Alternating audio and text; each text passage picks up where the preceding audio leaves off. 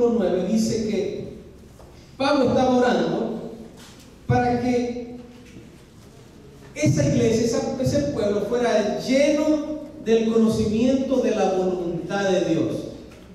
Porque cuando nosotros conocemos la voluntad de Dios es más fácil hacerla. Pero insisto, hay algo en cada ser humano que lo hace luchar entre si hago mi voluntad o la voluntad de Dios.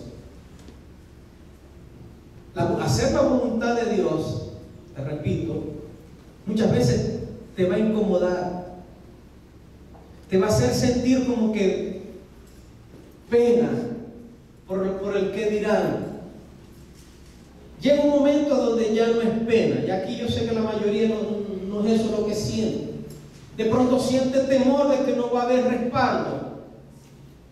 Deja eso a un lado. Dios siempre va a traer la ayuda necesaria para tú hacer la voluntad de Dios. Porque ¿qué Dios es este que entonces te dice que hagas algo y cuando tú decides hacerlo no te apoya? Ese no existe, ese no está en la Biblia.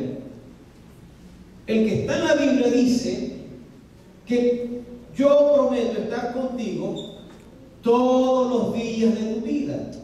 Ese es el Dios de la Biblia. Ese es el que cuando te acerca a alguien a proponerte algo que tú sabes que no agrada a Dios, porque aquí tienes que diferenciar algo. Mucha gente sabe lo que es correcto, pero entonces viene alguien y de pronto le ofrece el licor y dice: no, pero es que no puedo despreciarlo, porque entonces después se burlan de mí. Ahí que estás prefiriendo la voluntad tuya o la de Dios. Y mucha gente, fíjense, han escuchado de la palabra, han asistido a la iglesia, y llega el momento donde se le presentan situaciones y piensan que el solo hecho de sentir que tienen atracción por hacer eso, ya son pecadores y ya Dios los desecha, y entonces, no, mejor yo no voy más para la iglesia porque, no sé, yo siempre caigo, yo siempre peco. El hecho de que tú sientas la tentación no significa que ya pecaste. La tentación llega a todos nosotros. La clave está en la decisión que tomamos. Y esto es un proceso, esto es un caminar. Y llega un momento donde tú sientes el poder de parte de Dios de decir no. Y se burlan tuyo y te maman gallo y te dicen: ahora vemos a la hermana Chaini, o la hermana Karina, o la hermana Diana, o el hermano Franklin. Ahora cuidado, que ahora es el hermanito. ¿Ya? Y entonces nosotros preferimos hacer la voluntad de nosotros. No, la voluntad mía no es que no me vayan a mamar a gallo. No, eso duele mucho. Sí, yo he descubierto algo, que a mí cuando me han mamado gallo, se han burlado de mí, oye, no se me ha quitado el apetito, no me ha dado dolor de cabeza, no he sufrido de mareos, no he botado sangre. O sea, es decir, que cuando se burlen tuyo, ningún daño vas a recibir. Jesús dijo: bienaventurado cuando por mi causa os vituperen, diciendo mentiras y diciendo cualquier cosa por hacerte desistir de la idea. Ese es el problema, que le damos más peso a la voluntad mía, a mis deseos, a lo que yo quiero. Porque la voluntad tiene que ver con lo que yo deseo hacer, con lo firme que yo quiero hacer algo. Y entonces mucha gente deja de escuchar una verdad por yo callarla. No vaya a ser que se burlen de mí. Lo mejor es hacer la voluntad de Dios. Juan 5:14. Esta es la confianza que tenemos en Él, que si pedimos alguna cosa conforme a su voluntad, Él nos oye. Y si sabemos que Él nos oye en cualquiera cosa que pidamos, sabemos que tenemos las peticiones que le hayamos hecho. Yo este pasaje lo relaciono con el pasaje que está en Mateo, cuando dice que si 2 o 3 se pusiesen de acuerdo en algo aquí en la tierra, Él nos oye. Y me llama la atención porque dice aquí en la tierra, porque es desde la tierra donde se pide. En el cielo nadie puede pedir por ti, es en la tierra. Lea Mateo 16, 18 en su casa también, para los que anotan. A mí me llamó la atención porque dice cuando 2 o 3 se ponen de acuerdo aquí en la tierra, porque es en la tierra, es como el pasaje del Salmo 133, que dice que donde mira cuán bueno y cuán delicioso es habitar los hermanos juntos y en armonía, porque es allí donde envía el Señor bendición y vida eterna. Es allí. Es decir, tenemos que conocer aspectos particulares de cómo pedir. Entonces la pregunta sería: pero tu voluntad está alineada con la mía, para que puedas decir, yo estoy pidiendo y yo sé que me vas a oír. ¿Se fijan por qué es importante tener mi voluntad alineada a la voluntad de Dios? Y entonces conocemos la voluntad de Dios. ¿Qué tiene que haber en el ser humano? Tiene que haber un cambio, tiene que haber una transformación. Romanos 12, 1 y 2 lo dice. Por lo tanto, hermanos, no os conforméis a este siglo, sino transformados por medio de la renovación de vuestro entendimiento, a fin de que comprobéis la buena, agradable y perfecta voluntad de Dios. ¿Saben?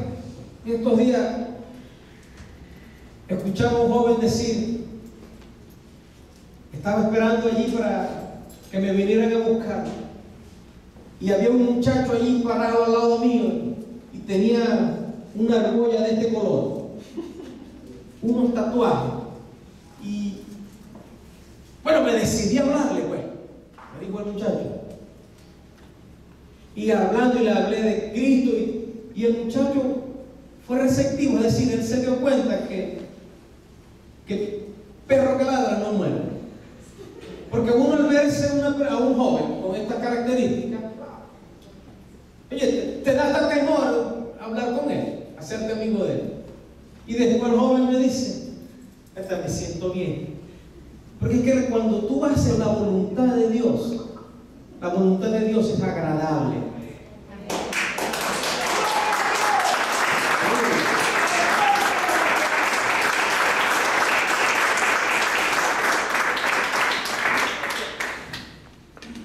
Fíjense, yo te doy estos tips porque tú vas a sentir siempre, lo hago, no lo hago, lo hago, no lo hago. ¿Saben que en ese desmembrar la florecita, me ama o no me ama? Dios siempre te va a amar, porque en la florecita de Dios los pétalos todos dicen me ama, me ama, me ama.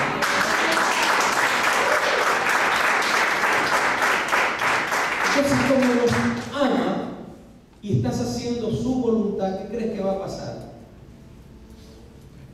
Que Él te va a oír y va a responder. Él va a oír y te va a responder. Esto de pasar en ese momento difícil, incómodo, eso es pasajero. Jesús le tocó pasar ese tiempo, ese proceso. Pero después Jesús, ¿dónde está? ¿A dónde fue a dar? Dice la Biblia que fue exaltado a lo sumo, fue llevado más arriba. Cuando comenzamos a movernos según la voluntad de Dios, entonces vemos que es buena, que es agradable, que es perfecta. No hay nada mejor que hacer aquello que a ti te gusta hacer. Porque esto del servicio a Dios no es algo porque tengo que hacerlo, ¿qué más? Porque el pastor me dijo que lo hiciera. No.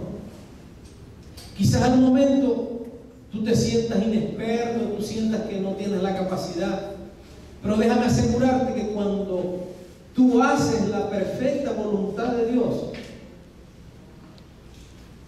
lo vas a disfrutar.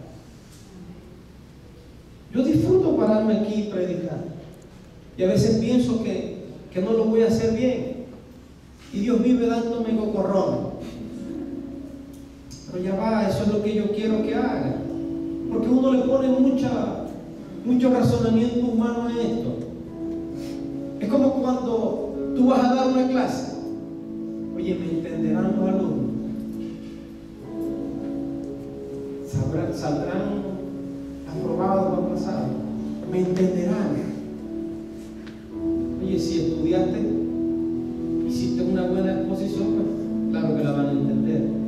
¿Cuánto más en las cosas de Dios? Mire, y la voluntad de Dios, cuando tú comienzas a hacerla, es fácil. Diga que tiene al lado, es fácil. Hacer la voluntad de Dios es fácil. ¿Y saben por qué es fácil? Porque Él te va a mandar a hacer algo en lo que a ti te es fácil hacer.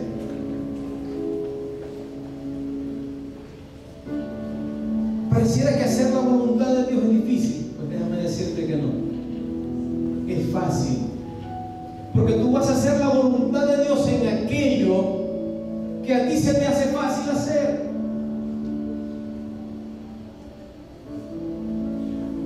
Dios no está buscando gente perfecta. Dios está buscando gente que le ame, que haga la voluntad de Él. Que no solamente sea mi voluntad. Miren qué tremenda oración hizo Jesús. Que no se haga mi voluntad, sino la tuya. Alguien me decía: pastor, voy a faltar a unos cultos porque voy a trabajar. Y a veces piensan que uno se va a molestar. Para nada.